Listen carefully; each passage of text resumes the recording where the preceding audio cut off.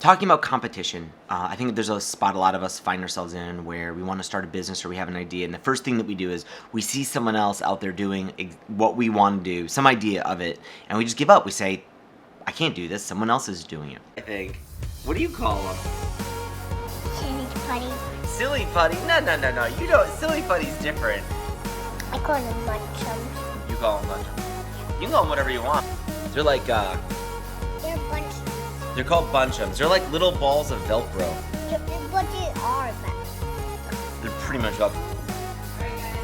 All right, say goodbye to Mama because we're not going to see her. We're going to go to school without you, right? She's going to go. So give her lots of hugs and kisses. Good morning. It's Tuesday morning. Busy day again today. One thing that's going on is tonight I get to see a friend who I haven't seen for like a year. He's been living in. Would you like to take those for? Yeah. He's been living in where's he been living? Amsterdam. So he's been living in Amsterdam. Haven't gotten to see him. I'm going to dinner tonight with like 20 people to hang out. Daddy, why 20 people? Well, he invited like 20 friends to hang out, so we're all hanging out. So that's cool. He said then I don't get to have dinner with this little one tonight, which I generally have as a rule not to do, but this was like special circumstances. The history of deep dish pizza in Chicago is very interesting. The first restaurant was like Uno's, and I think it opened in like 1943 by a couple guys. But what's interesting, I think, if you read into the history, is these two guys knew nothing about pizza. They ended up hiring two other people, someone named Alice and someone named Rudy. And these two seem to have been the secret. They're the ones who had the recipe. They're the ones who came up with the concept of deep dish pizza. What I find really interesting, though, is that... Blanket or no blanket? No. Man, she won't put a jacket on. Those two people, Rudy and Alice, who worked at Pizzeria Uno's, I think kind of like the first Chicago pizza deep dish joint in Chicago, went on to open up and do other pizza places. Alice went to go help the folks at Gino's East, which is another giant, huge pizza place here in Chicago, and Rudy ended up going and moving on to the Malnati's family of pizza restaurants. Today's like a super busy day. I don't know. I've got no edits done from yesterday's footage. I've got to get these jobs to be done, interviews set up that are hopefully happening tomorrow, and email and schedule a bunch of people for those. I've got to still order pizzas for tonight's dinner with Adrian that I'm going to later tonight. I want to work out still. I got to clean up. Rudy had a son named Lou, and so it's Lou Malnati's. Lou's kids run this like huge chain of like 34 Lou Malnati's pizza restaurants. It's an enormous company right now. What I also find kind of funny is that I think it's Lou's half-brother, so one of Rudy's kids, went on to start another pizza place called Pisano's. There's only about 3 Pisano's in Chicago. The pizza styles are kind of similar to Lou Malnati's and Pisano's, but I prefer Pisano's, to tell you the truth. I like Lou Malnati's. Pisano's is the best. If you're in Chicago, check out Pisano's. But I still find it kind of interesting that there's all these successful pizza restaurants in Chicago. And to tell you the truth, I like a lot of them.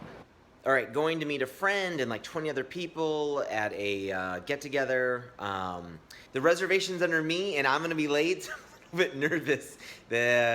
Should have left earlier. We give up on our idea so fast in the sight of just like a single competitor, or even like 5 competitors, when like there's Chicago pizza and there's just dozens and dozens and dozens of competitors. But they all do things very differently, and some people have an appetite for all sorts of different kinds of pizza, and some people are very specific.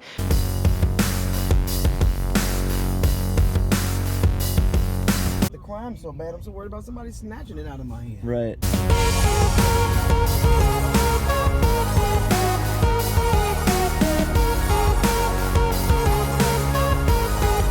But there's all these different niches of pizza, whether it's thin crust or deep dish, or you like the sausage here because it's super fresh, or you like the fresh vegetables here.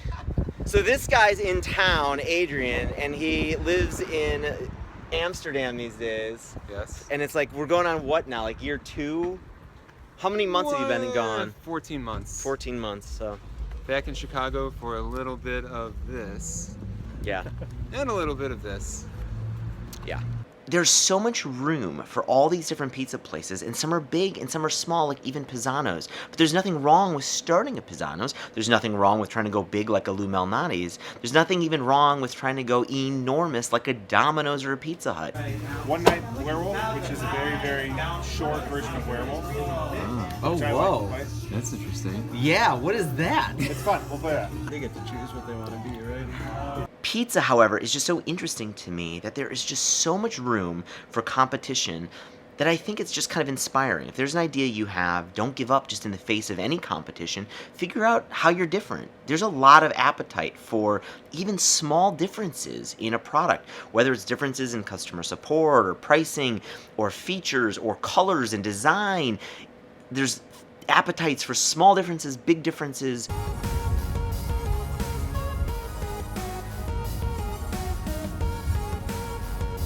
That was a good night, good company. Got to see Adrian Holovati. If you don't know him, he's a wonderful guitar player. He actually makes some really awesome software called Soundslice. If you're a musician, check it out. Really great night seeing him and a bunch of friends and hanging out and playing games. Don't give up when you find a competitor. Start exploring what makes you different, and if people have an appetite for even those differences. Back home now, I gotta go to bed. So that's the end of the vlog today. I hope you had an awesome night and an awesome day, and I'll see you again tomorrow. If you're new here, please subscribe. I upload a new video every day talking about business and running a company and family stuff and just getting through life. So please subscribe. I'll see you again tomorrow. Bye.